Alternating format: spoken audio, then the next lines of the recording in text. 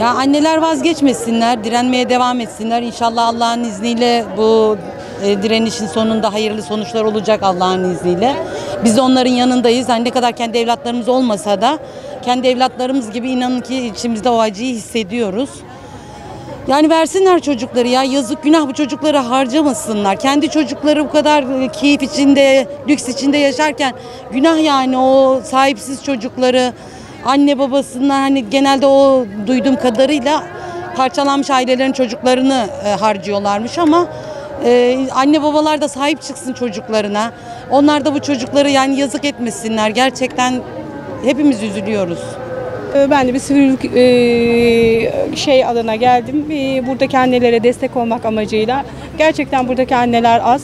Daha çok annelerin gelmesi lazım. Çünkü yarın öbür gün bizler gideceğiz ama buradan yetişen nesiller daha iyi bir Türkiye için çalışmaları gerekiyor. Ancak bu annelerin seslerini daha iyi duyurabilmeleri için, daha kuvvetli olabilmeleri için hep birlikte olmalıyız. Gerçekten bu annelere yazık. Hiç kimse çocuğunun telaf olmasını istemez. Hiç kimse çocuğunun buralarda olmasını istemez. Ne kadar fazla destek, o kadar fazla o çocukların bize gelmesi. Hiç kimsenin çocuğu terörde olmaya layık değil. Hiçbir tanesi terörist olmamalı.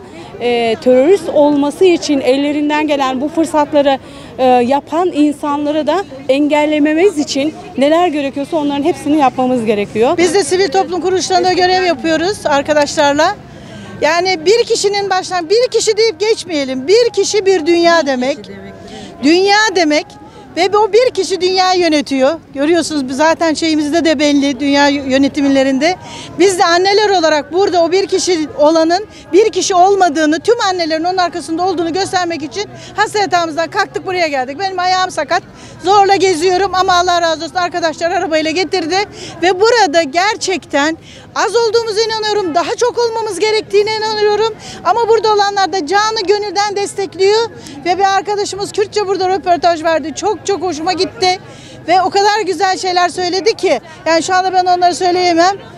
Ama hepimizin kalbi, gönlü aynı olduğunu burada tüm Türkiye görsün. Ama bilhassa ve ben çocukluğumda çok sevdiğim bir şarkı vardı. Orada bir dağ var. Çok uzakta. O dağ gitmesek de görmesek de o dağ bizim dağımızdır. O köy bizim köyümüzdür. O yol bizim yolumuzdur. Allah'ım o yolları kapatanlara fırsat verme. O yavruları orada öldürmeye çalışanlara, öldürenlere ya Rabbi acısını kendilerine tattır.